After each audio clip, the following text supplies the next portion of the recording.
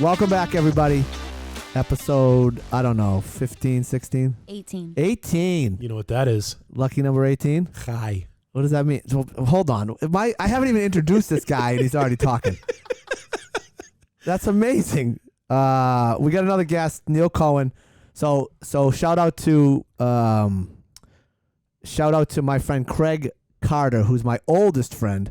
I'm gonna say Neil Cohen is my newest friend. Oh, Yeah, makes me feel good. we've only been friends for 20 minutes. 15. Yeah, I just met him outside on the sidewalk, I needed something to do this morning. and I needed a guest, so it worked out perfect. Got So what is 18? Chai. What does that mean? 18 is life. Mazel, good things. Really? Yes. So when you go to your first bar mitzvah or bat mitzvah, Yeah. you are going to write a check in a denomination of 18. Like 1800, 18,000? 18, 36, 54, 720. Really? Yes. So my daughter recently bat mitzvahed, got checks from her friends for $54, which is 18 times 3. triple chai. Double high is 36, and it's in the Jewish religion. It's good luck, and it's mazel and good things. Really? Yeah. I just gave 20s. Like a fistful of them? Yeah. That's okay too. As long as You don't need to write a check. yeah. I'm surprised there's not like, at this day and age, there's not when you walk into a wedding or a bar mitzvah, I'm surprised there's not one of those scans that says Venmo me. Yeah, Venmo. Yeah, why not? Right. So I didn't know that. 18, big number in the Jewish religion. Did not know that. I wore 18 before I won 9 in my youth hockey career. Number 18. I like that. Somebody had 9, so I took 18 because 1 plus 8 is 9 equals 9. Okay. All right, couple corrections, both from my sister Doris. I guess I said last week. Well, it was actually 2 weeks ago that we had the last show, and I guess I said that the Civil War started on the Lexington Green. It was not the Civil War. It was the American Revolution. He's taking his glasses off. He cannot believe that I actually said the Civil War started on the Lexington Green. I can't believe you even got into that. Well, that's what we do here at the podcast. We talk about a lot of different things. We're going to talk about some stuff today, Neil. I hope you're ready. Serious, heavy stuff. Yeah, and then the other correction was she wanted to make sure everybody knew that she is the super fan, number one fan, not Danielle LaRocco. She was very upset with me. Of your podcast. Understandable. Yeah, of my podcast. My sister Doris, who got these lovely chairs. Everybody see the change on the set? Got some new chairs. Thank you, Doris. Yeah, The chairs are fantastic. there you go, Neil. The pillows, Not so much. not so much. He threw the pillow on the floor. So those are my only 2 corrections. So we had a pretty clean show 2 weeks ago. Who's your fact checker? My audience. Which is your sister? No, we have a lot of listeners. How many? Hundreds and hundreds. Hundreds and I hundreds. Listen, I listen every week. There you Snap go. it right on. I There you love go. that. So lots of little fun facts that I picked up. 2 weeks off. I had 2 weeks, so I better have some good stuff here. But Did you do anything fun? I did. We'll get into what I did. That's not how the sequence goes. Okay? Oh, right. You're supposed to ask me the question. That's right. So That's right. all I'm going to shut up. But I heard some great sayings over the last couple of weeks. And there's one from West Point. Is it West Point Academy? West Point? What's it called? West Point West Point is the. Academy, right? It's where the. Is that the Navy? I think so. Is it the Navy? It's the Naval Academy, the No. Air Force Academy. Yeah, West Point I think is Army. Army, correct. West Point is Army. So they have a saying, and I like this, that they take an oath Mm-hmm. that they won't lie, they won't steal, they won't cheat, or they won't tolerate anybody that does. Ooh. I like that. Don't you like that? Can we take that oath? We try. I mean, I presume when we were sworn into the bar, we did take some sort of an oath of that nature. Yeah. But you and I deal with people that lie, cheat, and steal all the time. All the time. And we won't tolerate it, God damn it. No, we won't. No, we won't. Then I heard of another one. This is these are the ones that stuck with me, but I heard another one. So there's a pheasant and a cow sitting down by the tree, and the pheasant's old, and the pheasant says to the cow, hey, I used to be able to fly to the top of that tree. I can't fly to the top of that tree anymore. I can only get to the first branch. The cow says, hey, eat some of my dung here. Have a couple bites of my dung. You'll be able to get to the top of the tree. The bird's like, come on. The pheasant's like, come on. So he says, no, trust me. In a fortnight, you'll be able to. Does anybody know what a fortnight means? No. Me neither. But it's part of the story. It's the video game my kid played until he could fall It's asleep something on his like computer. it's something like a week's worth of nights or something like that. 12. Yeah. And so long story short, the pheasant eats the cow dung, flies to the top of the tree. He's all fat and happy at the top of the tree. The farmer sees the fat pheasant, boom, shoots him, kills him, knocks the bird off the top. What's the moral of the story? Don't get so fat and happy. Bullshit might get you to the top, but it can't keep you there. I like that one. That's good, right? That was a clean delivery. Yeah. Yeah. Solid, right? Yeah. This is one that I'm gonna start using on my kids. And it's you don't have to be the best, but I need your best. Oh, that's fantastic. How good is that? Fantastic. Right? What a message. You don't have to be the best, but I need your best. I'm gonna start using that on my kids. Absolutely. Yeah. Right? Well, can they bring it? Just give me your best. So then my last one, this is my last one here is this is Socrates. This is from Socrates. This is going to some deep okay? Some deep stuff. I thought we were going to talk about sports. Well, yeah, we're going to get there. We're going to talk get there. about youth hockey. So, listen, guy comes up to Socrates and he says, hey, I got to tell you something about your friend. Socrates says, whoa. Before you tell me anything, you got to run it through the filters. Now, I'm paraphrasing because I'm sure that Socrates didn't sound like a rat from the South Shore, right? He probably sounded a little bit more philosophical than I do. Articulate. No, I'm a pretty articulate guy. I thought you just called yourself a rat from the South I am, Shore. but I'm sure Socrates had a much more refined delivery. So he says to the gentleman, whoa. Before you tell me anything about my friend, did you run it through the filters? And the guy says, no, what do you mean? Well, he says, do you know that it's true? Well, I don't really know that it's true. Okay, well, do you know that is it something good about my friend? And the guy says, geez, no, it's not really something good about your friend. And he says, Socrates says, well, is it useful? Is it useful information? And the guy says, geez, no, not really. And Socrates turns to him and says, if it's not true, it's not good, and it's not useful, why are you telling me? I think that was pretty good. You going to use that on your kids? Yeah. But the problem is, I talk about people all the time. So, how could because he ends, the story ends that, Socrates had a theory. It was like, great minds talk about ideas, average minds talk about events, small minds talk about people. It's true. 100% true. Right. But that makes me pretty small-minded. I like to say, don't waste good energy on bad. Yeah, I like that. Don't waste good energy on bad. Right? Why bother? Don't sweat the small stuff. Yeah. But that's good, right? If it's not true, it's not good, and it's not useful. It kind of goes to what you said in the hallway earlier. If you don't have anything good to say, don't say anything at all. Oh, that's my mother's proverb. Yeah. Well, that's an old proverb. I know. Well, everybody's got a good Jewish mother. Unless you're not Jewish. I stumped you. I got that look. And then you don't have a good Jewish mother. I have an Irish mother, so. Same. Yeah, 100%. So she had some good sayings, but they usually ended with an F word. Yeah, likewise. And started with an F word and ended with a boot in my ass. But that was the way that I was brought up. Your mother was kickers. Yeah, she was tough as nails. She hit us with a pink brush. She was tough as nails. She's still alive, 80 years old. So busy couple of weeks. I went to Las Vegas. I flew in on a Wednesday. I flew out on a Thursday. And you know what the most amazing thing that I discovered in Las Vegas? Have you guys seen, if you're in a hotel room and you want to, they got the snack bar in the hotel room. Yeah. What's it called? Mini Mini bar. fridge? Mini bar. Mini bar. Yeah, they have the mini bar. This mini bar it was electronic. And if you picked something up Seen it. and Better put it back within like 10 30 seconds. seconds. Or else you get charged. I was blown away. Never seen. Have you seen this? Yeah. Yeah, so I was with Chris. We were sharing a room, and I was like, "This is the most amazing thing I've ever seen." He's like, "It's been there for 10 years." You don't get off the South Shore much. No, and if what I do, I go on this is what I said to him. Like, I'm going on a hockey tournament, and I'm staying at, Courtyard Marriott, and they don't have that high tech stuff. I was blown away.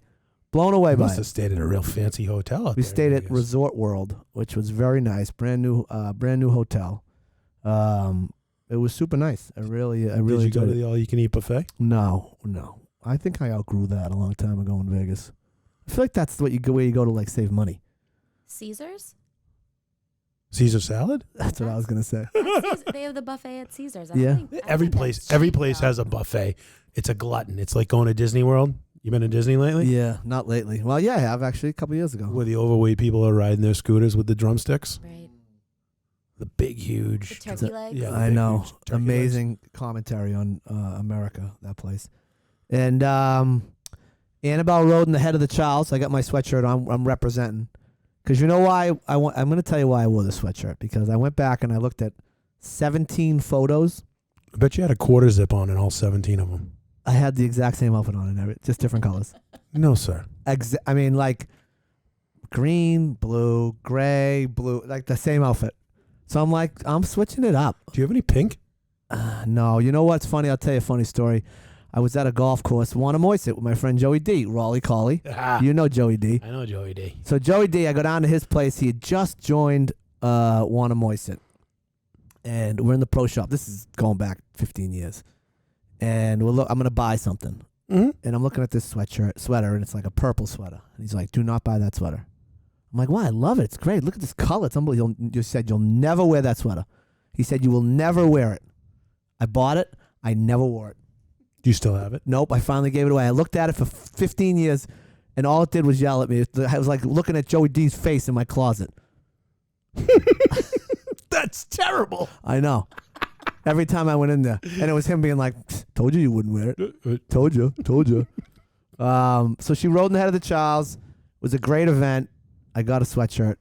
Did you get a water bottle too? She got a water bottle. She got all kinds of gear, but it was really cool. Have you ever been to the head of the Charles? I have. Yeah. My fraternity brother from the Harvard of the South, his daughter rows at JU. Okay. In the last couple of years, they've come up when she was rowing. And I went one year, and the reason I asked about the water bottle question is because I had 2 of my 3 children with me. And one of them said, Dad, I'd love a bottle of water. And they're so environmentally conscious at the head of Charles that you have to get a plastic water bottle that's recyclable for $20. Yep. And then you can go to a water station that's in a big bucket jug that you used to find on the bench at a high school soccer game Yep. with some ice and some bad water and fill that up. Yeah, fill that up. Yeah, no, they had BB&N. Annabelle was rowing with her high school, and they had a little setup. They're right there. They're right at the head of the Charles. So they were giving out bottles of water. Which is really, yeah, I know. The head of the Charles Police did not. They were not happy. Nope, not at all. Couple little fun facts before we move on. Did you know that the Freedom Tower, the height of the Freedom Tower is 1,776 feet? Did you know that? No. Pretty neat little fact right there, right? 1776. Do you know what that year is, root beer? No. You don't know what 1776 is? No. Oh, my God. Isn't that the year they made the penny? It's the year of the revolution, guys. What the I know it. What is going on here? 1775, I think, was when the Marines were made. 1776 is when we 1776. declared our independence, July 4th, right? The day you party hard. 1776 root beer. Come on. What do you do on July 4th? She obviously did not take history at Westfield State. No. They didn't have it. They don't have history at Westfield State. Listen, I know a lot of very successful people that come out of that place. I'm not making a generalization about Westfield State. I'm saying they don't have history at Westfield State. Isn't that an education school? Isn't it for teachers? Oh no, that's that's Framingham State. Criminal justice. Criminal Correct. justice. That's Framingham State where they're known for producing fantastic educators. And then the only little other fun fact, and been stuck on New York for a while. There's so many amazing New York City. Did you know? So there's a 10th and 11th Avenue in New York City. Okay, used to be called Death Alley. You know why? Because the trains used to come down there so fast that they used to just kill people. So what they ended up doing was getting horseback riders to ride in front of the trains to alert the people that the trains were coming. Because so many people were getting killed by these trains coming down 10th and 11th Avenue. Was this in 1778? This was like in 1805, really, really early on. Close. That's terrible. Terrible. Death Alley. And before we get into Neil, there is a class at Boston College called the Nudge Theory. Do you teach it? No, but if I did, it would be a completely different subject. It would be a whole class on me. Oh, Imagine that. God, that was the worst punchline so far. So I'm just shooting for 50%. 50% of my jokes. Well, you're at like 66. Yeah, I'm killing it. All right, so Neil Cohen, my newest friend. Neil, where did it all start, buddy? Where'd you grow up? Framingham, Massachusetts. Really? Mm-hmm. The big Jewish community up there? There was 2 temples. Really? Yeah, Beth Well, Am Framing- and Beth Shalom. Which one were you a member of? Beth Shalom. Is that like, did you have like tug of wars with the other No. field days? Jewish field days? Where you Color wars. Shout out to my uncle who raised 2 Jewish football players. okay. He likes to say that a Jewish athlete is an oxymoron. Oh, I tend. And I tend to fight with him as the 3 of us are sitting in his kitchen, me being 6'5", 280 pounds, his other son being 6'1", 320 pounds, and then the smallest one being probably 5'11", 265. But that's abnormal. Yeah, but still, we can have a solid argument about that it's an oxymoron. It's a great offensive line for the. Well, 2 of them played football at Trinity College. Did they? Yeah. But you didn't play football. You played hockey. No, I didn't play hockey till I was 40. Oh my goodness, really? Yeah, played soccer.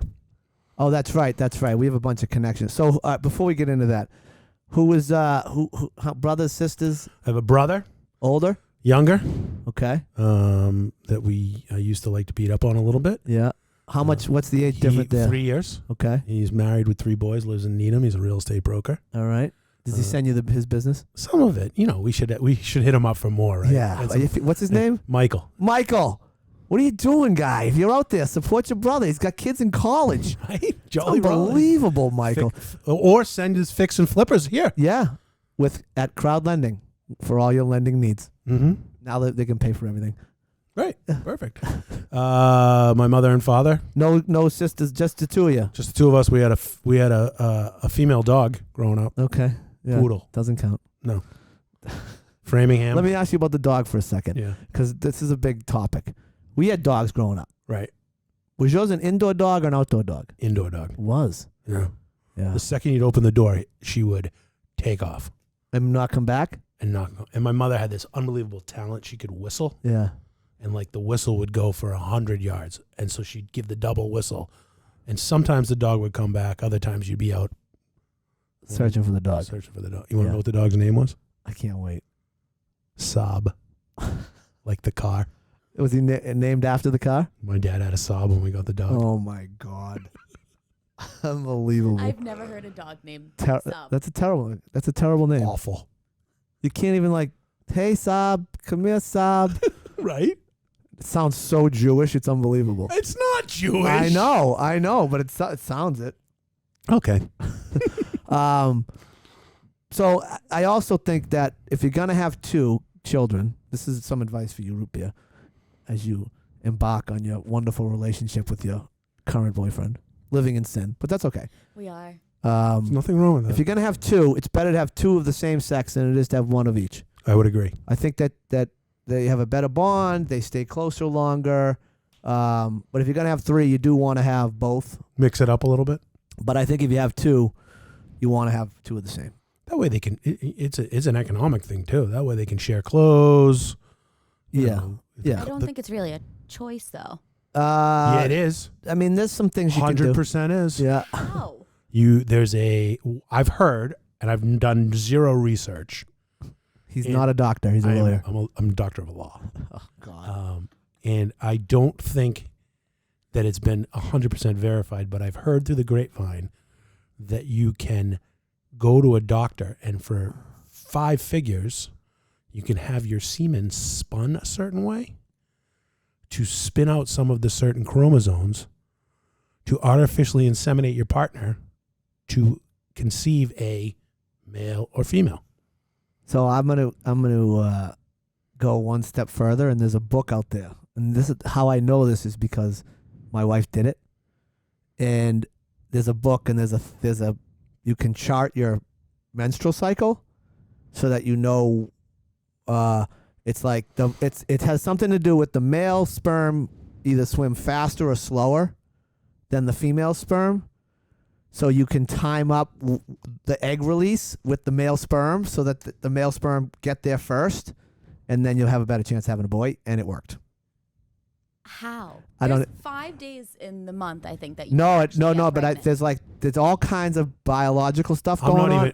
I'm not even going there. This is starting to get down a road I don't really want to go on. Wait, did she plan out girl, boy? No, so we had 2 girls, and then I was like, we got to have a boy. I mean, I can't. This is a situation. You should have shot the lock off your wallet and This is- spun your semen. This is we got a situation going on here. This is a situation. So she monitored her biological stuff Her clock. And made a Hank. and made a Hank and got us a boy. Yeah, and it worked. Science experiment. She is. Unbelievable. I'm just more amazed by her. That she's still every married to time we Danny? talk- Every time we talk She's still about married. her. Right. She's yeah, it's an interesting woman. Corralling boats. Yeah, corralling making boats, boys, driving herself to the driving herself to the hospital when she's in labor. My wife drove herself to the hospital. But anyway, Where were you? Ice hockey practice? No, I wasn't. I was right behind her. I had to have 2 cars in there because I had a golf match the next day. That's not true. All right, so you grew up in Framingham. Did you go to Framingham public schools? South. Framingham all the way through high school. Framingham South High, class of 1991, the last class of the 2 high schools in town. So now there's one. They merged the year after. The year I graduated in 91 was the last separate graduation that they had. Okay. They merged into Framingham High School, Yeah. and they've been the Framingham High Flyers since then. So what sports do you play in In high school, I played soccer, Yeah. basketball, Yeah. and I participated in track and field. What do you mean you participated? Well, That's do, not. do I look like a sprinter? No, but you could be a hammer thrower like I was a discus or something all like New that. England discus thrower Yeah. and an all state shot putter. There you go. That's Recruited by Notre Dame, the Jewish kid. like, well, you couldn't go there. Your father wouldn't let you. No, I was already committed to Jolly Raleigh for soccer. Okay. So, all right. So, how did you end up at Rollins College then? That's a good. I mean, this is like 30-something years ago, right? Yeah. I don't remember what I had for breakfast today. Well, you remember how you got to Raleigh College because it's the biggest decision you've ever made in your life. No, it was the best decision I ever made. It's Harvard of the South. Harvard of the South. Soccer. Yeah. I was recruited to play soccer by a guy named Dave Fall. Dave Fall, in the interim, in the period between recruiting and committing, quit. The coach. The coach quit. Really? And they named his assistant, Keith Buckley, who's in his 32nd year as the men's head soccer coach. He's at still Rollins there College. now. Keith is not only still there, he's still coaching a very successful program, and he's my son's academic advisor at Rollins College this year. Wow. How about that for Full a circle. full circle Mhm. nudge right there, huh? Mhm. So why did the guy quit? Because I think at the time the salary was less than minimum wage, Yeah. and he went and I believe took a job with like the NASA of submarines. Not actually, I don't know what they call the submarine people that make the submarines. Yeah. But he went off to make submarines. Really? Yeah. Was he a young guy when he was recruiting you? Yeah. I mean, he was 3 or 4 years into his coaching career, younger guy.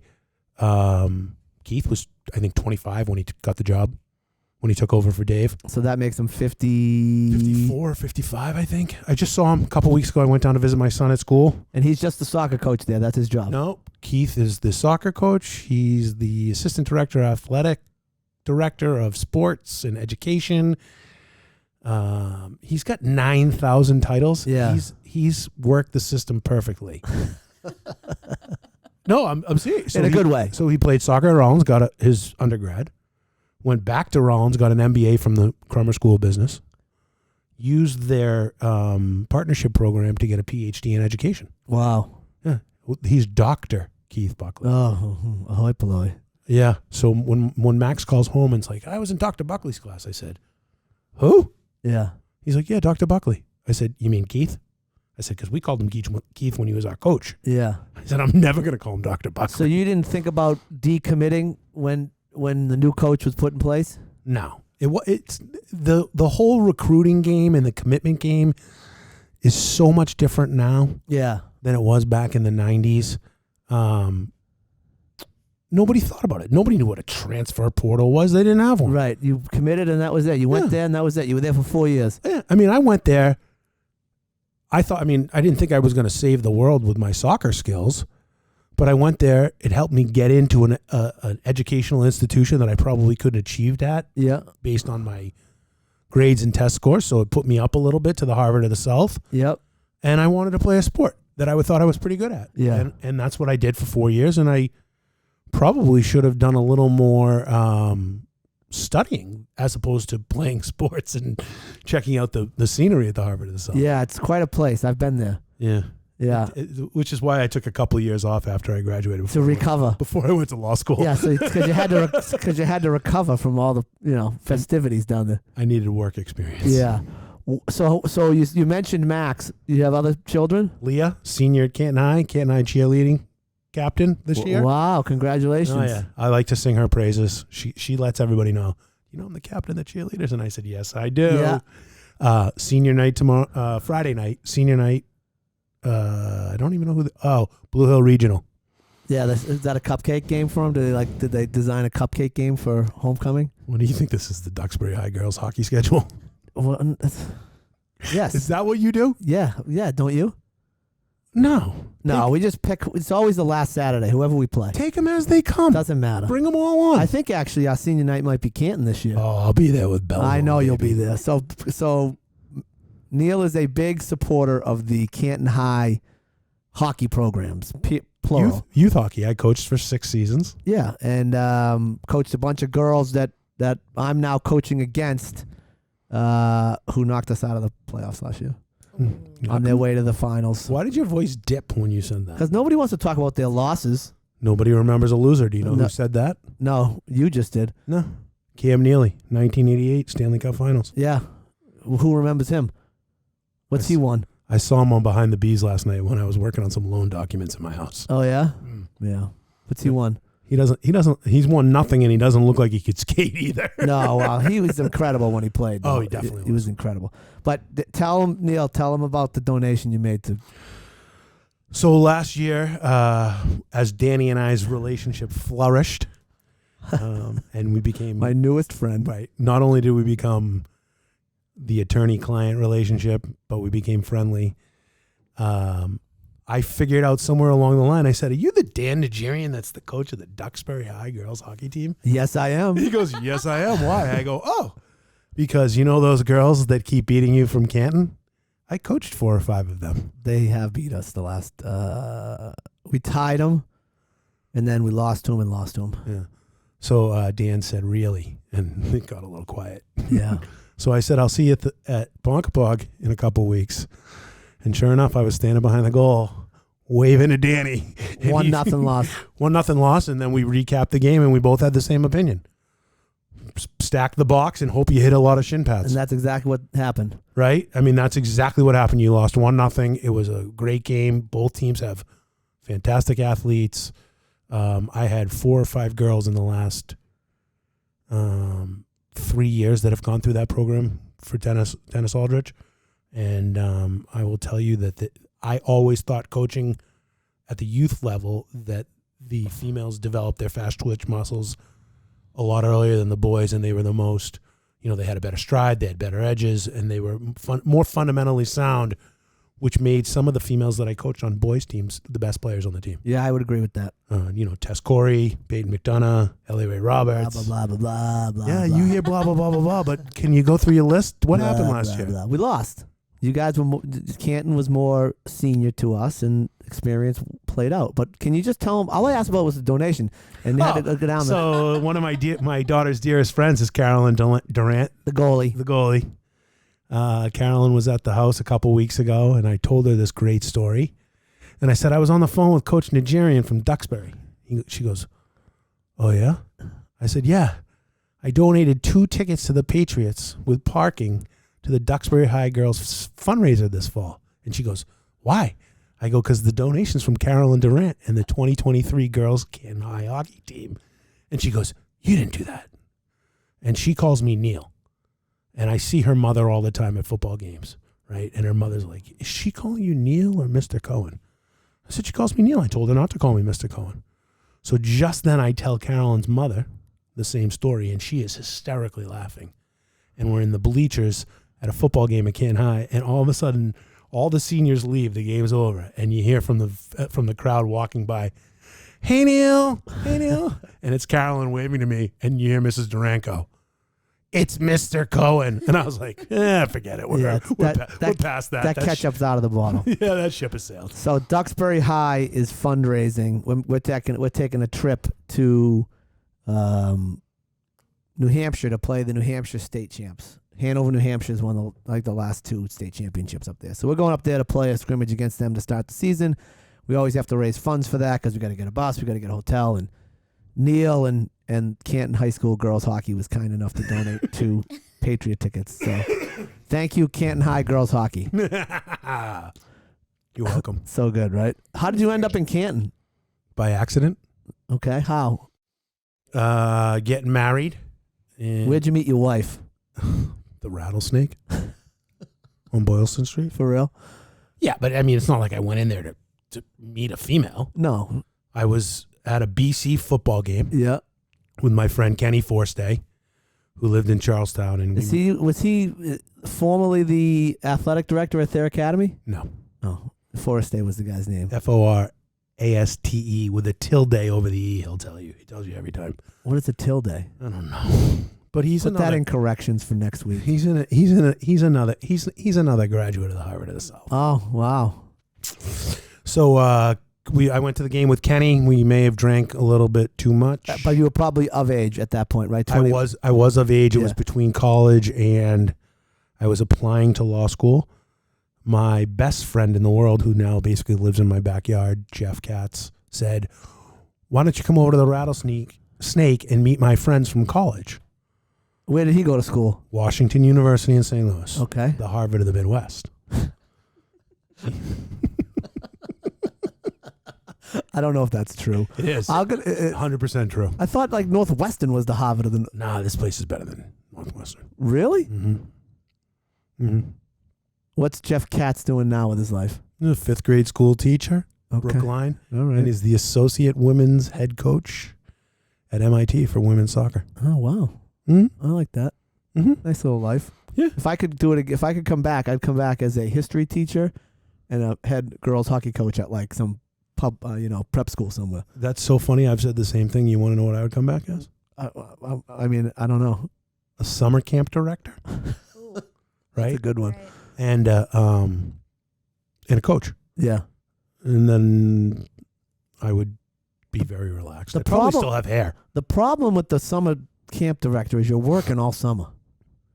Right. I mean, but you're not working in the winter, so you live somewhere where it's warm. Yeah, and you just substitute the golf that you would have played in New England. That doesn't work. Because you're going to have kids, and then you're going to... Have you ever seen that? What do you Why mean it do we doesn't live work? here? Because your family's here. Have you ever seen that commercial? Have you ever seen that? No. Oh, my God. I'll have to forward it to you. It's hysterical. No. 46 degrees. It's a YouTube video. All my friends know it because I send it out every spring.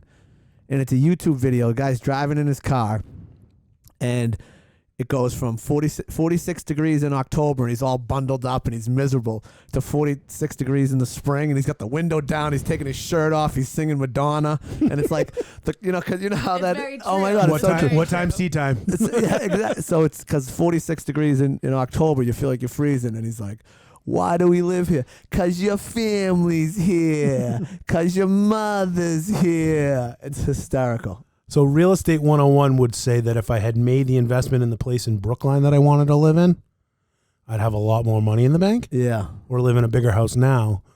But I wanted a 2-bedroom, 2-bath condo with parking and maybe a garage space. Yep. Which in 1998 or 99 was like $450,000. And I was like, I can't spend $450,000. I don't have $450,000. Right. Right now it's like $1,750,000. Yeah. And my condo that I bought in Canton for $200,000 is $500,000. Right. Nice appreciation. Nice appreciation. I sold it when it was $315,000. So Yeah. they got in and out. So you meet your wife. Did she go to Washington University in St. Louis? So she went to WashU in St. Louis. She was doing a graduate school rotation in physical therapy at Emory. Yeah. working at Beth Israel, living with a girl I went to high school with from Framingham. Wow, small world. Yeah. And Jeff knew both of them, so we all met at the Rattlesnake. And So Jeff Katz was the nudge that led to your marriage. Mm-hmm.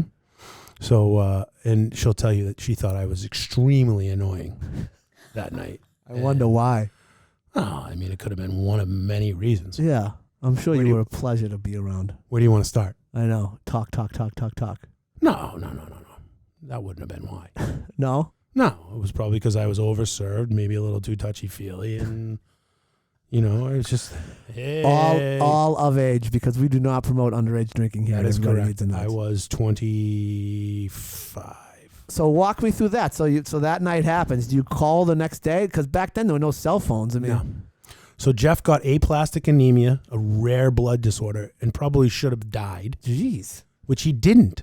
But because it was an autoimmune disease, living with three guys in a house in Brookline that was like, yeah, you can't do it. It was almost worse than the local dump. Yeah. Right. It was so dirty. You guys cleaned it once a month. I lived that life. Once a month. Yeah. That's a lot. Yeah, exactly. So he went home for the weekend when he got discharged from the hospital, and Lainey called and said, "Is Jeff there?" And I said, "No, he's at his parents." Lainey is your now wife. Lainey is my now wife. And she said, "Oh, that's funny. Carolyn's home at her parents and she's got the flu." I said, "What are you doing?" She's like, "It's one of my last nights in Boston. I want to go out." And of course I said, "Well, I'm having some friends over and we're going to go see this band at Great Scott's. Do you want to come over?" Great Scott. I went there all the time. All the time. The best. She goes, "Oh, I'd love to." I said, "One caveat." She goes, "What is it?" I go, "I've been drinking watching the Red Sox." And it was the exact same day that Roger Clemens struck out 20 batters for the second time. Okay. So I said, "I can't come and pick you up. You're going to have to take the T." And she did. Wow. That's when you knew. Right. Right then. 100%. We had a great time. At the end of the night, my third roommate drove her home. And she graduated and would frequently call me. And we started to date after she graduated from grad school while she was living and working in New York at a hospital on the Upper East Side. So if your buddy doesn't get that autoimmune issue, you don't marry your wife. Probably not. Yeah, because you said, "Yeah, Jeff's right here." You would have right back to your Budweiser and watching the Rocket strike out 20. Second chances are unbelievable, aren't they? But that's like the movie. You ever seen the movie The Bronx Tale? No, I haven't. Oh my God! What is wrong with people? So there's a scene. I got ADHD. I can't sit around that. I know, but The Bronx Tale is a great movie. So there's a scene in The Bronx Tale where the kid's name is C, and he's being mentored by the gangster on the street, Chad's Palminteri, and he's going out on a date with an African American woman, which was like a girl. They're like 15, 16. He was driving, so let's say he's 16, 17 years old. So he was already getting a whole bunch of crap about the fact that he's going out with this African American girl, and you're Italian, you need to marry an Italian guy, blah blah blah blah blah. And Chad's is like, "Look, if you like her, you like her, but here's the test: pick her up in the car. Get out of the car, open the door for her. Lock the doors before you get out.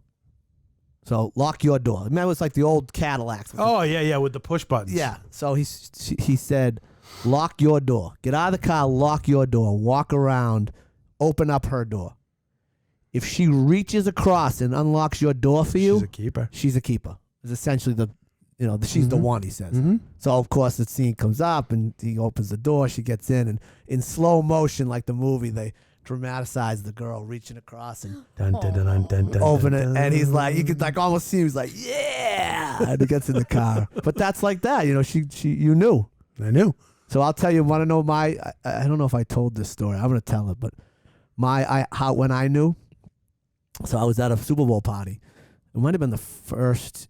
I don't remember the total, but whatever. We had some things going on. We had some, squares, and you could bet on the game, and my friends and I were running a little, an afternoon of fun. and Marlene was with me.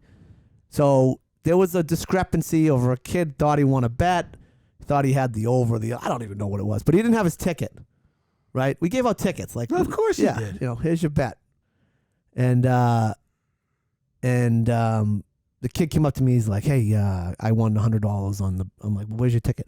"I don't have it. I lost it." I said, "Well, no ticket. No ticket, no laundry. no paying. I'm not. You don't have your ticket." So he was friends with Luke, and Luke and I'm like, "Look, buddy, he doesn't have his ticket." Luke's like, "Fine." So anyway, we get into it. It gets physical, and I knock the kid down. I knock him out, and his glasses are lying next to him. Marlene's right in the room, and she turns to me, and she turns to the kid and says, "You might want to pick up your glasses." You knew she was a keeper. And I was like, "That's it, baby. I'm marrying this one." Yeah. I love that story. Yeah. You might want to pick up your glasses. And not like you're not yelling at me that I'm a jerk that I, got in a fist fight. Him out. Yeah, at some Had your party. back. Proud of you. Yeah. Proud of me. Of course. Yeah. Wouldn't you be proud of him if he was your man? how old was I? 25. I was in law school. We met in 2000. We started dating in 2000. So I got married in 2000. Really? Am I that much older than you? I'm 46. I'm going to be 50 in May. Yeah. So you got married young. 27? Yeah, I was almost 30. Mm. Okay, so now you meet your wife, but you're not in law school yet? Nope. So where do you go to law school? Suffolk. How did you pick Suffolk over? Now, it must have been Suffolk, New England, and BC. I applied 1,000 places. You did? Like I said, I should have paid a little more attention to the academics at Rollins. Yeah, but you got into Suffolk. That's a wonderful law school. Yeah, off the wait list in a meeting with Dean Fenton. Oh, yeah, the Dean Fenton. Oh, baby. Where I had to walk up, still in the old school. Yeah, which was like an old high school. That was I split time there. So I did my first year in the old building, second 2 years in the. So we were there at the same time because I did my first year of night school in the building. Okay. And then my last 3 years of night school were on Tremont Street. So you must have got out. 2002. Yeah, I graduated 2001 from law school. Yeah. I feel like you've been around way longer than I have. I'm an old soul. So Brendan Monahan, do you know? Brendan's a classmate of mine. Yeah. Called him Night Train. Yeah, Brendan's a classmate of mine. Good guy. Yeah. All right. So why do you pick Suffolk? It's the only place you got into? Well, pretty close. Two options. Suffolk on the wait list, go meet with Dean Fenton, walk up the hill on the hottest day of the summer, and he opens up my folio and he goes, are you hot? I go, dying. I'm sweating. I'm in a suit and tie. He goes, you want some water? And I said, yeah. Refrigerator underneath the desk gives me the water. He opens up a Diet Coke. He opens up my folio. He says, what was it? I go, what was what? He goes, was it the soccer or the partying? Oh, really? Great question. I go, what do you mean? He goes, well, you went to a quality academic institution and you didn't do that well. And I said, well, it was a combination of three things. He goes, oh, right, I forgot. You probably had a girlfriend that broke your heart.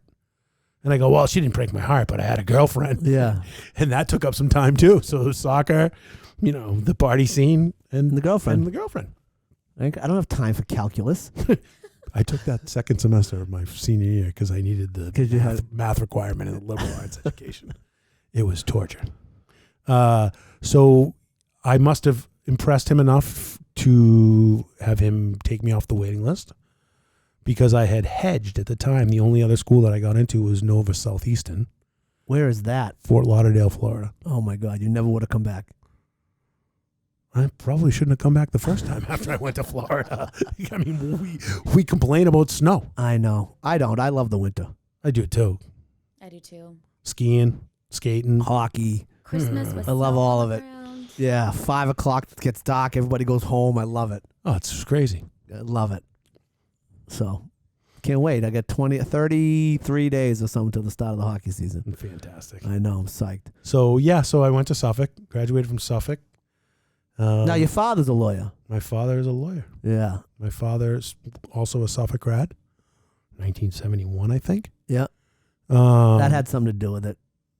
No, he didn't donate. No, I'm not saying he donated. I'm just saying there's a lineage there. There's no Larry Cohen library. No, I understand. Well, you probably didn't need a library. You just kind of needed like an extra set of bench. A bench or some books or something. A water fountain in the new school. Yeah, exactly. I'm not looking for a. Yes. So after I graduated, I went to work for him. Right away. Right away. How old were you? 28. So that's the only job you've ever had. I've never had a formal job interview to a job where I've actually got a paycheck. You've never really had to compete for an employee, for like employment. You know, it wasn't like, oh, there's 5 guys going for this job. No, I can say that I have not. So I got a job out of college for Saperstein. Yeah. I didn't have to interview. Yeah. Because I worked there during the summers. I called Paul one day and said, hey, I'm going to graduate. Can I have a job? Yeah. Sure. Yeah. So I worked there, and then I went to school at night, and then I went to work for my father. So tell the story, because it's Barsh and Cohen, Yes, but Barsh has been gone for quite some time. quite some time. So tell the story. You told me this story. It's it's a great story. But tell the story about how it became, well, how your father kind of not took over, but got control of the firm. So my father went to interview on his wedding day, On his wedding day, he went to the interview. right? So, no But tell the story. I mean, tell the guy calls and no cell phones, complete landline city. He calls my grandparents' house in Newton while my father's moving his stuff into the house, his apartment that he's going to live in with my mother in Framingham. Landline, my grandfather says, this guy Phil Barsh is looking for you. Can you call him? So he calls back Phil Barsh, who's in the office on a Saturday. And Phil says, I'd like to interview you. You have a quality resume. And my dad goes, well, fact of the matter is, the truth is I'm getting married at 7 o'clock this afternoon. And he goes, oh, okay. My dad says, can I interview when I come back from my honeymoon next week? And he goes, what are you, stupid? You think this job's going to be around? Like it was like the best job since sliced bread. right. So, The only job in the world Right. was working for Phil Bosch. yeah, in Cleveland Circle. Yeah, Right? that's it. So my dad goes, all right, well, I'm in my dungarees, as they called them back in the Dungarees. 70s. My whole family calls them dungarees. Dungarees. Really, Yeah. to this day? To this day. His white V-neck T-shirt and his tennis sneakers. And his tennis sneakers were the canvas white ones with the rubber toe and the blue stripe across the front. By the way, those are back, I think. Yes, are they are back. 100% back. So he drives from Framingham to Cleveland Circle, interviews, is late for his own wedding for the pictures beforehand, and Phil Barsh offers him a job, and he takes the job, works for Phil for a couple years. Phil sells him the practice, and at the time they had one client, only one client, Really? Household Finance Corporation, and they collected all their debt in the Commonwealth, which was a big breeding ground for bankers back in the early 70s. And as that spawned, we spawned into different things like title services, foreclosure, bankruptcy, real estate closings, title insurance, small business representation, outside general counsel to small businesses. And so my father had other people that worked for him, never had a partner, after he acquired the business from Phil Barsh. And in 2002, I went to work for him. And in 2016, he, as he says, semi-retired. Yeah. He's still on the payroll. I love it. But didn't shortly after he took over, didn't Phil die? No, Phil didn't die. Oh, he didn't? He died eventually. Well, everybody dies eventually. Well, shortly thereafter, but he didn't die while this was going on. So my dad buys him out. He finishes. I think in the early 80s, Phil died. Okay. I'm not 100% certain, but in the early 90s, my father got a call from someone in the lineage of the Barsh family and was like, are we going to get royalties on you using the name all these years? Oh, you're kidding me. My dad goes, no, I bought it. I'm going to use it forever. So what? He's just keeping it just to keep it? Just to... For years, it was synonymous with debt collection. Okay. I mean, if you were a small community bank and you needed a foreclosure, you needed a recovery, you needed a replevin, anything in that world of what they call collections, Yeah. the name was well known. Got it. So he kept that. So he kept it. Yeah. So we never finished how you ended up in Canton. He said it was by accident. Yeah, because I didn't want to spend the money to live in Brookline. Okay. So we did cover that. Yeah. Right? Yeah, but all your Jewish friends were in Brookline and Newton, and Canton's not a big Jewish community. And the Jews, they travel in packs. They like to have their neighborhoods. Would you agree with that? 100%. I Yeah. mean, if you look at throughout the years, they started in Boston, in the South End, Roxbury, Dorchester. My dad grew up in Mattapan on Tennis Road. As you were in that area, if you look, it's almost like a V. Okay. And half of them went the South Shore, the Randolph, Sharon, Easton route. Yeah. And the other half went the Newton, Needham, Framingham, skip past Wellesley Yeah. into Dove, not like Weston, Weston, Wayland. yeah, that way, right on the Yeah. Route 30 corridor. Yeah. Yeah. Yes, we do travel in packs. Yeah. But Canton is a much more Irish blue collar area, I would say. So Canton is a very welcoming and tight knit community. Everybody knows everybody, so you have to earn your stripes as an outsider. Yeah. I've been there 20 something years now. I hope I've got at least one stripe. Yeah. So it's the old adage: you're not from Canton, but your kids are. Yeah. Your kids are from Canton. You're from Framingham. I'm from the Dirty Ham. Yeah. Yeah. I get a little bit of that. So my current group of buddies in Duxbury are all, for the most part, were born and raised in Duxbury, and I'm like the outsider. So they're always like, "Yeah, you're not. What do they say? They're You're not a townie. OFD. OG. OFD. They say originally from Duxbury. They stole that from they think they're like city tough. I'm like, Right. They stole that from Dorchester. 100%. Originally from Dorchester. So I take pride in my Hanover lineage. I don't run from it. I'm a proud Hanoverian. Johnny Bruno. Oh yeah, my good friend John Bruno, one of your buddies that you played soccer with. Yeah. Another connection. Johnny Bruno. But what I'll say about Canton, which I love, is as you said, it's close knit, but they have so much civic pride. Oh, It's unbelievable. Like it's goosebump. It's goosebump worthy. 100%. I mean, they have, and I would compare it to Arlington. Arlington's the same way. Mm-hmm. They have the community televisions carrying the football games. They're carrying the hockey games. They're televising this. They're televising everything. The people show up in droves when there's a big game. I mean, at the place, it's awesome. The support that the community has shown on multiple occasions, whether it's for philanthropic reasons or for tragedy, has been heartwarming. Brian Schumann, Coach Schumann's wife, Tara, had breast cancer. She wrote a book. She did a fundraiser. I think she's over $500,000 for Dana-Farber. Yeah, it's amazing. The community has supported her amazing. We had tragedy when I was in 16, I believe it was. A tree fell on Tommy Gunning and took his life in his backyard hockey rink. And then a couple weeks later, the same day, a young girl in kindergarten, if you drew a string across town, same thing happened. During that freak ice storm. Oh, that's crazy. Tree fell on the girl in kindergarten, took her life. That night it took Tommy's life. And then a couple weeks later, Pat Walsh died of influenza. And there was just an outpouring of support to the families, to the community.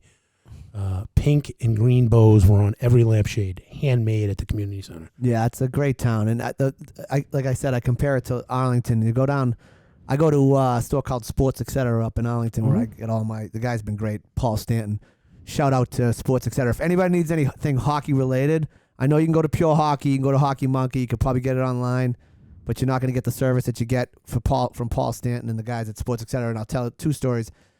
My oldest is a goalie, and Paul would, on his way to the Cape, I would call Paul and be like, "Hey, Paul, Annabelle needs new pads." Mm-hmm. And he would say, "Okay, I'm headed down to the Cape to see my mother. I'll drop 4 sets of pads off on your porch. She can test them out. You tell me which ones you want to keep. I'll come by and pick up the other 3. That's service. That's service. So, so he's the best, Sports Etc. There's your plug. There's the sponsor of today's non-paying sponsor. Paul, send in a little money, would you? But when you walked by their storefront, on their storefront, all the windows of their storefront are pictures of the Arlington High girls team from this past year's state finals. Mm-hmm. All over like as you walk down Mass Ave, all these pictures of these high school girls. Like, how amazing is that, right? There's a great store next door called D'Agostino's with great sandwich shopping. Imagine you're a high school girl and you walk down the street on Mass Ave and your face is plastered against the wall. It's just unbelievable. It's just an incredible honor. So I'm trying to emulate that with what we got going on in Duxbury right now. And I think we've got some good momentum with it. So it's good. So now we fast forward and you are now you're sort of driven by the need to network. You're a big network guy. I love the network. Yeah. So talk to me a little bit about how you got sort of you've told me off air, but I want to tell everybody sort of how you got into networking and who taught you how to do it. And so while I was in law school and beforehand, I worked for Paul Saperstein. Who's that? The auctioneer, Paul Saperstein Company out of Holbrook. Plug for them. Send some money, Mikey. That's right, Mikey. Send in the money. So I worked for Paul. I eventually got my auctioneer's license. But we, at the time, were on State Street. And Paul would say to me, hey, kid, why don't you come with me? And we'd walk around for hours. State Street in Boston. In Boston, State. We'd walk around. That was back when U.S. Trust was there. Citizens Bank wasn't the size of it is now, but it was there. Yeah. Bank of them. They were all there. Yeah. Every community bank. Yeah. Everybody. There was, and he would be out shaking hands and kissing babies. With everybody. With everybody. Come on, let's go get a bite to eat. And, it was just watching the way he treated people, showed people, whether it was the person cleaning the floor or the person in the ivory tower, the respect. Everybody got the same respect. And I learned from him that there's no different between the line cook or the fancy head chef. Yeah. Right. And that to me was very, very, very entrenching in my personality, to treat everybody as you want to be treated. And I felt that it's helped me in my profession that if you really, truly are who you are and are willing to take a few bullets along the way, own up to your mistakes, own up to your shortcomings, own up to who you really are, it goes a long way. And people will feel comfortable with you. They'll gravitate to you. And I like to say, when you do, I got a guy. Yeah. It's not it's not politically correct, I got a guy, because I have a lot of males. You need something. I've made a network that, Danny could say to me, I need a guy that does landscape architecture in Norfolk County. Yeah. I got a guy. And when you say you got a guy, you've essentially saying you got a company, I've got a referral for you. You're using that as a very vernacular. Correct. Correct. Not just, you don't just refer guys. No. and I have evidence of that. He's actually referred some women to me for business purposes. I have. So, my Rolodex is your Rolodex. And if I can help you, it's my pleasure. It's not something that I look to do because something's coming back. Because I know in the long run, something will come back. It's, it doesn't have to be you scratch my back, I'll scratch yours. I'll scratch yours 10 times before you scratch mine. Yeah. And I get the joy out of seeing, like, if I could introduce you to somebody that's going to say, okay, I need $1 million fix and flip loan, and that makes your kids Christmas. That's great. Right. I don't need to say that I did that. I just need to know that there was a connection made and that somebody gets something out of it. Right. Well, and one thing you said that I thought was, is what I've picked up on is important is people, I shouldn't say guys, right? We use that very generally. I know. We're old souls. That's why I don't put my pronouns in my email. I don't either. Okay. Mine are he, him, his, I think. Is that right? Sounds right. Yeah. But if you are able to admit when you're wrong, it goes a long way with people. At least with me. I mean, I met with a guy in Vegas who I had talked to on the phone, who I thought was this pompous jerk. He was terrible on the phone. He couldn't wait to tell me went to Michigan. He went to Harvard Business School and blah, blah, blah, blah, blah. And I'm like, this guy is a blowhard, right? And then he reached out to me. He's like, I see you're in Vegas. I'm in Vegas. Let's try to connect. And I'm like, yeah, if I'm passing you in the hall, I'm not going out of my way, was essentially like where my head was at, right? Of course. And I had some time, so I did actually reach out to him in Vegas, and we did connect literally in the hallway. And we talked for probably what I thought was going to be kind of a 5-minute interaction. Hey, nice to see you. He was going to say something to piss me off, and I was going to walk away. Turned into a 25-minute conversation. And through that conversation, he wasn't just talking, and he's a very successful guy, no question about it. And he's got some great ideas about this industry and aggregating information, and I thought it was very interesting stuff. But throughout the conversation, he was also talking about his failures and where he missed. And I started this fund and it lost money, and I did that and it didn't work out. And I was like, well, I feel like you let your guard down a little bit here, and you're a little bit more humanized and endearing than I went to Harvard and I went to University of Michigan and I'm way smarter than you, and and humanization is like the key to a relationship. Really Yeah. is. Right? If you can let your guard down enough to show vulnerability and weakness, right? It's a strength. But it's a strength, 100%. Like, so You're right. So you know what's endearing to me, Danny, is that when you're what's endearing to me is that he calls me Danny. That's endearing because there's like two people in the That's world that call me your Danny. mother and me. Yeah, that's right. You know what's really my endearing? mother and my Jewish friend.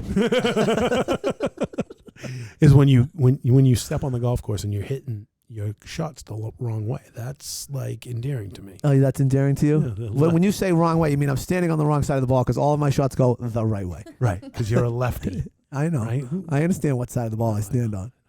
No. Yeah, I mean, I had it today. I'm the first one to admit when I make a mistake. I can say that. Not often do I say it in the four walls of my house. Right. Well, that's a different argument, Right. different conversation. But in business, if I'm representing somebody and there's something I've done wrong, I'm the first one to call you and tell you I've done it. yeah. And how are we going to fix it? I before I call you, I have the answer to that. Yeah. That's you Also should. key. Yeah. Yeah. But I mean, so I did that this morning. Yeah. Not with us, though. No. Crowd lending. We're safe. Crowd lending is All your safe. money is safe. I didn't hire an idiot lawyer. No, you're safe. We're safe. We're safe. We're good. We're good. The land court caught me. That happens. They're tough. They are tough. So what's next? I mean, you got one at Raleigh Colley. I got one at Harvard of the South. My daughter Leah is what I like to say super smart. Yep. She's looking big time. Really? Yeah, USC, UCLA. Oh, she wants to go west. Go west, young lady. What is Go that? west. That was a Jewish thing you just did. Go west. Oh no, I thought he said something Jewish in between there, like No, a stop it, you Armenian. Hebrew language. So she's gonna go west. She would like to. I also think she's interested in some schools in Florida, UF, Miami. She's got a very specific want, which is something to do in the art world, graphic design. Smart. Yeah, she's very smart and she's very talented, and That's the way to go. and she's very impressive. I probably don't say it to her enough, but she is. You should call her right after this. She's just hopefully. Oh, you should. just give her a little nudge. Hopefully, Leah, if you're listening, Leah, right? Leah, Leah, if you're listening, which you should better be listening. Your right? father's giving you a little love here on the air. Yeah. I think he likes you more than Max. Oh, I don't like any of them. No, that's not true. I love them all. Of course, I love them. equally, I love them just all for equally. different reasons. That's what I tell my kids. I love which- you all equally, but for different reasons. Right, which is ironic because all three of my kids are very different. Oh, you have a third. Oh yeah, We didn't get there. no, Remy. Remy sounds like, how old's Remy? Remy turned 13 2 weeks ago. Really? Yeah, What's Remy doing? she's gonna be the death of me. So Remy sweats nothing. 2017, 13, 20. Yes, 19 and a half, 17, 13. So is Leah driving? Leah must have her license. Leah has her license. Okay. I've never seen anybody pull up our cul-de-sac faster than Leah. Okay. Okay, that's the middle child. And then Remy. 13, just had her bat mitzvah 2 weeks ago. Oh, that's right. I knew that. yeah. Yeah. I would have invited you had I known that you're not. I know. And now we're out of bar mitzvahs. We can't have any You more. can come to a Jewish wedding. Definitely coming to a Jewish wedding. That's what they do. They smash the glasses? They smash yeah. Oh, the plates. No, you step on a glass for good luck, and then we'll put you up in the chair during the hora. The horror. The plates are Greek. Oh, the plates are Greek? No, Right. Greek is the money. They do the Greek money. hora is the money dance, where they put on the music, the certain song. One of my dear friends, Arthur, is Greek Orthodox, and we went to his his engagement party where that was the first time we ever saw that. We were supposed to go to his wedding, which is the same day that Max was born, and his sister interned for me, and I was like, Stephanie, tell Arthur we'll be there on Saturday. No such luck. Nah, we had Max on Friday. Yeah. Not going to make it. Not gonna make it. So she's in what grade then? 7th grade. She's a little bit of a hoopster. She likes basketball and soccer. She plays club soccer. if I had to say, Leah is my most articulate and driven. Yeah. Max is just Max. He's super cool, right? You know, he's Max. Yeah, it's a great name, Max. That is a great name. And named after my grandfather. It's a great name. And Remy sweats nothing. She's probably has the most athletic potential out of all my kids. Yeah. She's tall, long legs. Once she's comfortable and understands and she's driven, she can do anything she wants. Yeah. She got a touch of the anxiety. So when she gets the anxiety in the way, you know, she might trip over a sideline that's not really raised. Those things happen. The ball in basketball might go off her forehead. Yeah. So, no, she's really dedicated herself this year to her athletics, which makes me very proud. She's doing some strength and conditioning work once a week at Compete. She took some shooting lessons this fall in basketball with Sarah. So she's doing it with Sarah Bain, and so you're writing checks all over the place. Oh God, yeah. And her club soccer coach is Felicity Smith Day, who is John Smith, the kicker of the Patriots' daughter, and she's a fantastic coach, and she's on a fantastic team with a fantastic group of girls. There you go. That's all you can ask for. Right? No, really. I mean, they all get along. There's no superstar that everybody fawns at. Yeah. And they're a really good team, and she's a great coach, and it's a good program, and Remy loves it. Remy loves that. She loves her travel basketball coach, Mike Kennedy, who's a fantastic guy, and she's busy. She's busy. Yeah. So tell me, before I let you go, at 40 years old, you get into men's league hockey? Yeah. How does that happen? So at 39, Max was 9. Yeah. And he was a first-year squirt? Yeah, first-year squirt, yeah. Maybe a second-year squirt. No, he was a first-year squirt. So as a first-year squirt, he made the C team. And they didn't have a coach. Okay. So I was like, ugh. And so you kept getting the emails. If we don't get a volunteer, there won't be a team. You know, they're guilting you into it. Right. Yeah. But classic. They're sending them out to all 14 kids on the team. Yeah. But they know who they're targeting. No, they had no idea. Yeah, they did. No, they had no idea. Yes, they did. I was an unknown. You weren't an unknown. I was an unknown. Somebody knew. I'm just telling you right now. I've been on the other side of that email. Somebody knew that you would do it. Well, they went through the list. They were like, that guy ain't doing it. He ain't doing it. This guy will do it. I'm telling you right now. If you tell him there will not be a team, he will coach the team. So I stepped up and I said, I'll coach. Because they knew. I said, I can skate a little bit. I'll coach. So they gave me 2 assistants, and my next door neighbor was a sophomore in high school on the JV team. Okay. Right. So I said, hey, the kid's name was Mike. I'm like, Mike, you got to help me coach. He's like, all right. Community service hours. I guess that's fine. So he does all the poor Mike. Right. He does all the skating drills, and shows them how to do it. And I'm just tapping my stick and blowing my whistle. And the whole thing. Trying not to fall down. Definitely trying not to fall down at that point. Yeah. So I go through the season. We start like 1-11-1, and by the end we win our South Shore Conference playoffs. Oh, nice. Wow. Right. So I'm like, all right, this is pretty good. I like this. I'll do it again. Yeah.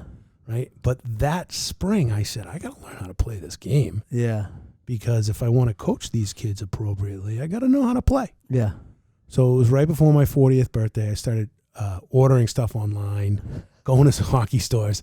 And a buddy of mine is really close with Bob Sweeney of the Bruins. So I have Bob's telephone number. I text Swoop and I say, hey, where do tall guys get hockey pants? Yeah. And he goes, what? What do you mean tall guys get hockey pants? So he calls me right on my cell phone. I tell him the story. And he says, call my buddy, some store up in New Hampshire. Yeah. These TRS, the TSR, whatever. These enormous hockey pants come delivered in a box to the house. Yeah. Remy, who's 13, was like 2 at the time. Right? I didn't say anything to my wife that I was going to play hockey. Just like the boxing thing. I didn't say anything about that either. So I didn't say boo. But she opens up the box. She pulls out the hockey pants. And she puts my 2-year-old daughter in the hockey pants. And the pants are like right up to her nose. Yeah. And I get a text message. What are these for? And I said, oh, I'm going to play men's league hockey. And she's like, well, if you get hurt, I'm not coming to get you. Yeah. I said, I won't get hurt. You don't have to worry about it. She's like, well, I'm not coming to get you. So the first night I go into the locker room, I've never put shin pads on. I've never put hockey pants Come on. on. Never. I know how to skate. I've skated on the ponds. All my buddies in high school played hockey. Okay. So I get in there, and I'm having the damnedest time getting dressed. I'm in a full-blown sweat at this point. Just trying to put your gear on. Put my gear on. Oh, and my I'm like, God. Imagine being across the room. You're like, what the this guy's on my team? So I'm tired, right? I'm tired at this point.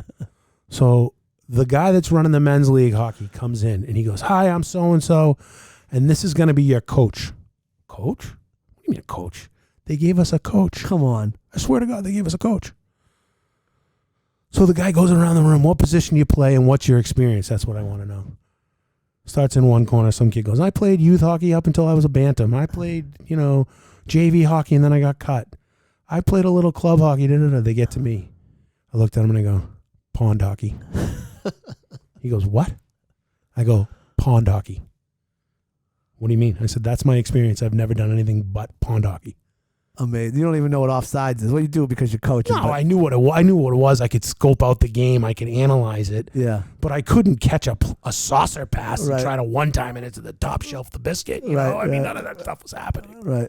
So 10 years later, there's still 5 or 6 guys that I skate with on Monday and Tuesday nights That were in that room.